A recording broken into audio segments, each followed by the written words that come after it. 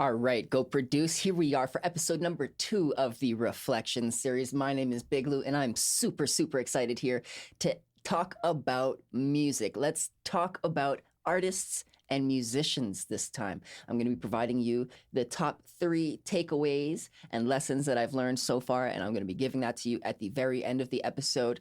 But before that, let me talk about the different kinds of artists and musicians that we had featured on our episode so far. We're going to go into some of their clips, talk about my perspective on that, and then have some fun. The artists and musicians that we're going to be featuring today are Don Tour, Dan Broadbeck, Catherine King, Jerry Rosso, Jay Westman, Fresh Kills, Fallon Bowman, and Tiernan Heffron. Let's have some fun. Go produce.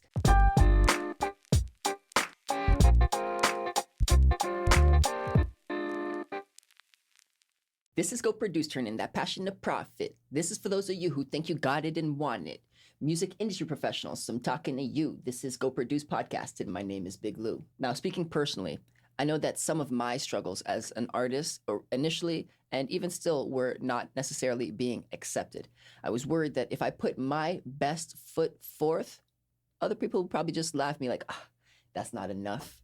This guy doesn't have what it takes to be what he wants to be. Turns out, I'm not alone with this sentiment. Here's Dan Broadbeck sharing with you being embarrassed about doing your best. Honestly, constantly. Because as much as I think as I'm doing it, oh my God, this is great, this is amazing, this is great, because I'm the only one here, for example. But then when I send something off to somebody to listen to, or I honestly believe they'll generally come back with, that's no good, this has to change, that's no good, you need to change this. I'm honestly sometimes sort of surprised when somebody's like, that's really great. Thank you so much. I love it. Here, Dan shares his perspective as someone with lots and lots of experience with being an artist, with being an engineer, and also with being an educator. And all of these experiences tie together in providing us one of these most valuable lessons in how you should not be embarrassed by doing your best. Doing your best only shows that you care. It only shows that you want to do better. Don't be embarrassed. I know I'm going to feel embarrassed a couple of times as I move forward doing it as well, but just being aware of that allows you to move on forward.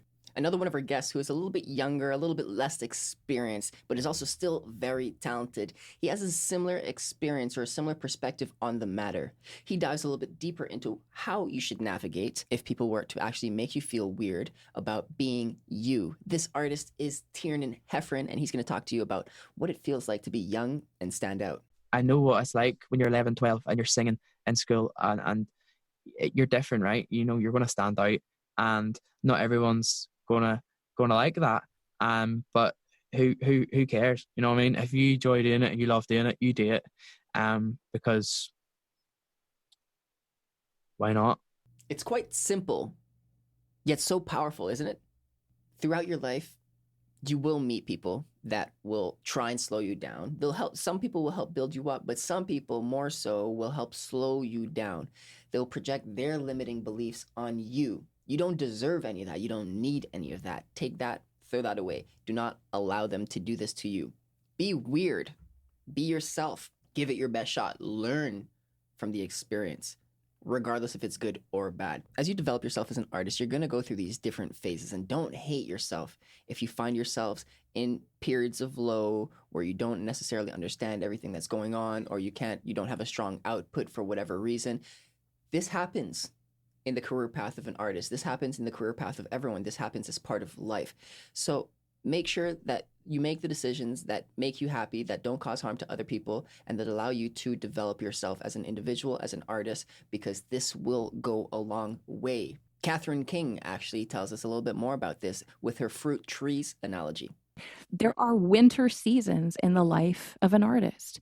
And that doesn't mean that nothing's happening, but it means that everything goes underground for a season. Fruit trees cannot produce in the winter. She tells us that it's important to be able to recognize when you're in a flow state, but it is also important to set time aside so that you can relax, reflect, do this daily or weekly, and this will allow you to elevate your craft to the next level.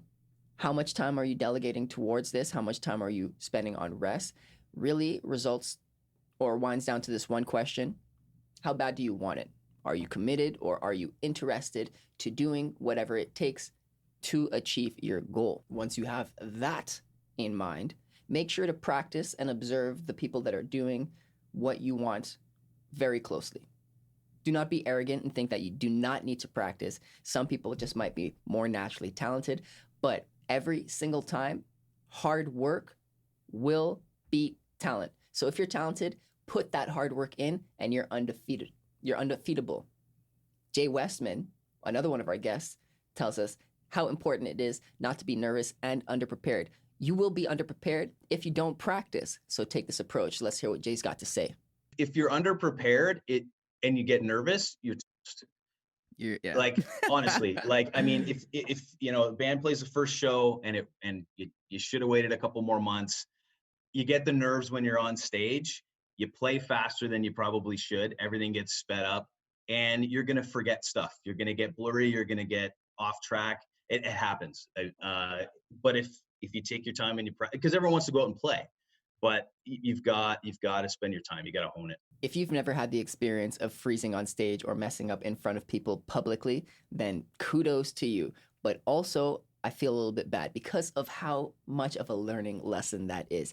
I personally had an experience where I froze in front of a group of people for approximately 25 to 30 seconds, and I have hard evidence of this. I have it on film. I can show it to you if you want to see it, but I just froze for 30 seconds in front of people. I just had no idea what I was talking about. I was totally aware of the fact that I froze, but the sheer truth of the matter was I wasn't prepared.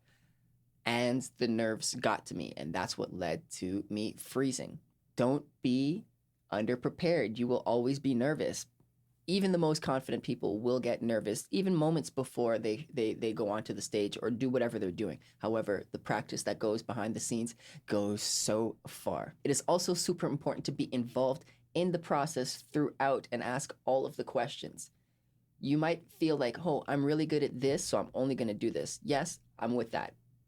Focus on what you're good at, but also gain an understanding of what happens around what you do, because you need to understand the language so that you can communicate with the people that are doing those things so that everyone can elevate together, you know?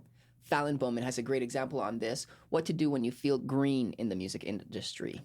I was absolutely green as hell when I left that band, and I didn't know the fundamentals. I was there the entire time, but I never asked questions. Like my curiosity was never piqued. Like I just felt very much like whirlwinded. Yeah. So I had to learn everything on my own through books, through talking to people, and then trying to contact people as well. Because again, I like the concept of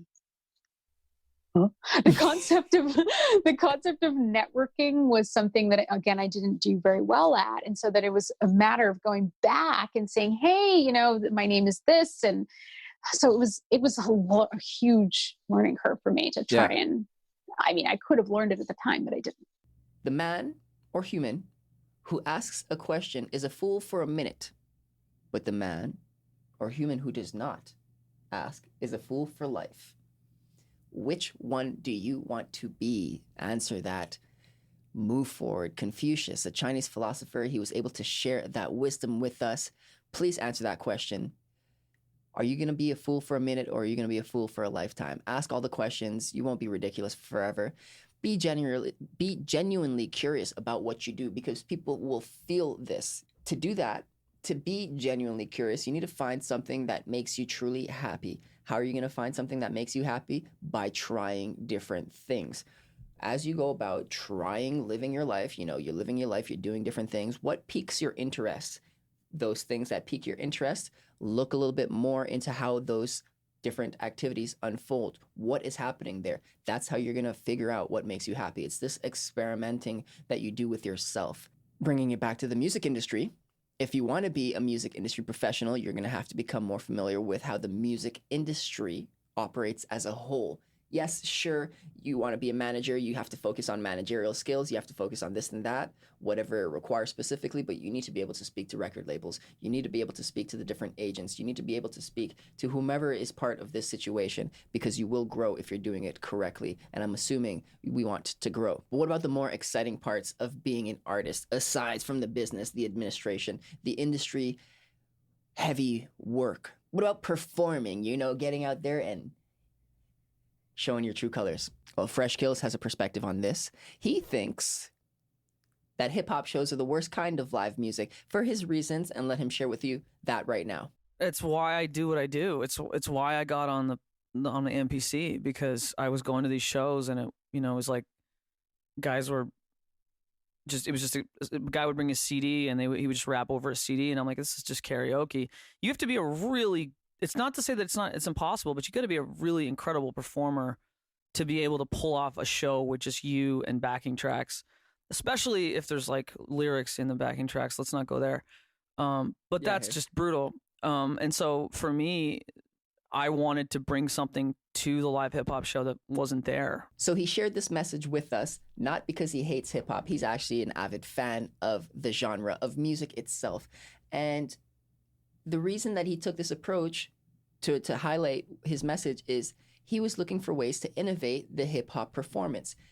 Maybe his strength isn't rap. Maybe his strength is sampling and mixing and DJing and all of that. MPC work, which is truly phenomenal. But he was able to take the show and make it his own. What can you do as an artist, as any kind of individual, as a musician, as a performer?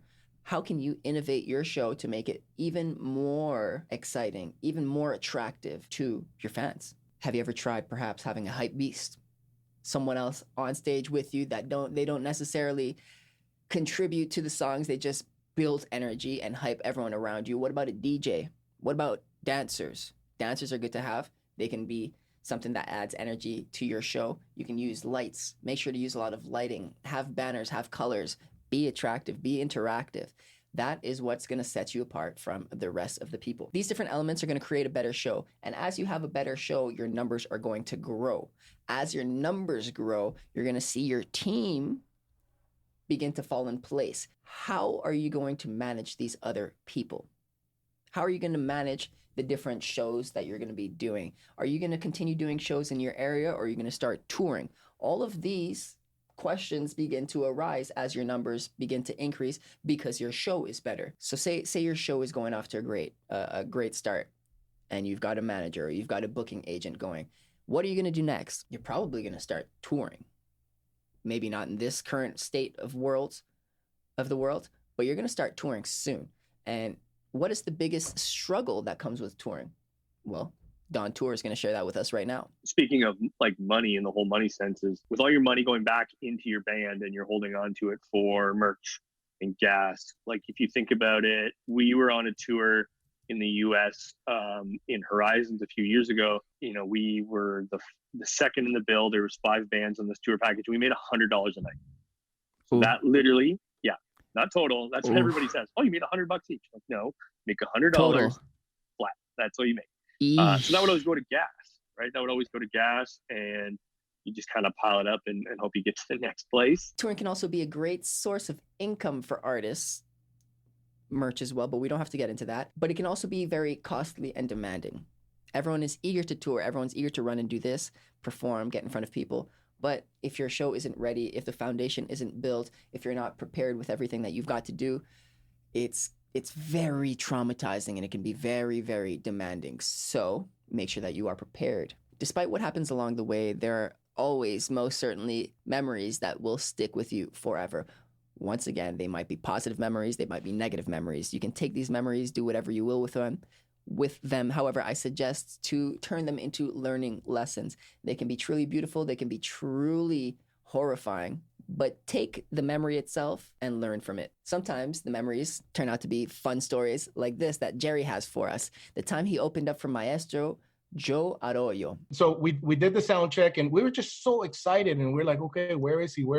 So then, the place started getting full, and he wasn't there yet. So they're like, all right, openers, go play. So we play our show, and it's the most amazing show I've ever played. Everything was perfect. The sound was incredible. All the monitoring was just in the right place, and the people were super into it. So that the memory from that show was even without the honor of opening for Joey Arroyo, like just that show was incredible. So then we finish the show. All right, good night, thank you. And then we get backstage, and they're like, Joey's not here yet. He's not ready. And he's not going to be here for like another hour. Can you guys play some more? And we're like, ooh, yeah, let's do it. Hey. So we come back out, and I think we played for another 45 minutes. After we played, then we got back to the backstage, and then Joey was there, and I got to meet him for the first time in my life. And he was just sitting down, and this is now that we're talking about this, and we talked before about regrets. He asked me the coolest thing, and I wasn't able to do anything about it. He said, "Hey, do you have a shot of whiskey for me?" What a wild story. I am super, super looking forward to when festivals, events, regular shows, home shows, all of the sorts of shows come back, because I want to start performing. I have yet to do any of the performing. I've gotten on stage for giving speeches, but never to actually rap as an artist. So as I hear all of these stories, I get super excited. If you have any fascinating performance stories, please feel free to share them with me. I'm super eager to learn from your stories, because maybe you made a mistake, or maybe you made a fantastic move and I need to replicate it, or I need to stay far away from what you did. So let's make sure to share our stories with one another. We out here, we got this. Now it's time for our 3 main takeaways for the show. Reflection Series episode number 2. Takeaway number 1 is practice. Practice, practice, practice. Practice alone. Practice in front of other people. Practice in front of a mirror. Record yourself. Practice every different kind of way that you can come up with, because it will help. Don't only just practice and film yourself, but like study what you've done, review what you've done. A lot of people don't like the sound of their voice. They don't like what they look like on camera. If you're trying to do something that's in public, it pays off to rehearse. Do not be underprepared and nervous. Odds are you're going to be nervous. So just keep that in mind. Main takeaway number 2, ask. Ask all of the questions. Ask all of the questions. Why? Because would you rather be a fool for a short period of time, or would you prefer to remain to be a fool forever? Forever. You don't want to do that. You don't want to do that. Just ask the question. It's simple. Learn. Move on. My final takeaway, my third takeaway for this episode is make sure to observe. Observe very closely. Observe your audience. How are they reacting? How is your team operating? How are the people that you want to be engaging with you? How are the people you want to be like thinking? What are they doing? What steps are they doing? What steps are they taking? Should you consider taking those same steps or something similar to achieve what they are doing? Observe. Critically observe them. In conclusion, Go Produce. I want to give a shout out to all the parties involved. Big shout out to Prevail Media Group. To all our sponsors who have yet to come, I see you. I'm ready and I'm coming for you. And lastly, shout out to you, all of the fans, for watching all the way through. I hope that you learned so much. Please, if you like this content, hit like, hit subscribe. We've got so much more material coming for you. This is only episode number 2 out of the 8 for the Reflection series. If you liked any of the clips from the previous guests that we had, please feel free to check out their full episodes. We've got them listed all in our videos. Shout out to all the parties involved. Big shout out to Prevail Media Group. The facility is beautiful and the support is always welcomed. Thank you so much for all the parties that have been part of the project so far. We've had lots of moving parts, and without each and every one of you, we wouldn't be able to have done what we've done. To our fans, thank you so much for listening to the entire episode. If you are on Apple Podcasts, please consider leaving us a review. If on Spotify, then go ahead, hit that download button. But most of all, please make sure to tell all of your music industry friends about the Go Produce podcast. That's more information at www.goproduce.ca. If you want to follow us on Instagram, then go ahead and do that. Our handle is at go.produce, and please consider contacting me directly at Louis at GOPRODUCE.ca. I'd love to receive any and all feedback. That's it. That's everything. We out.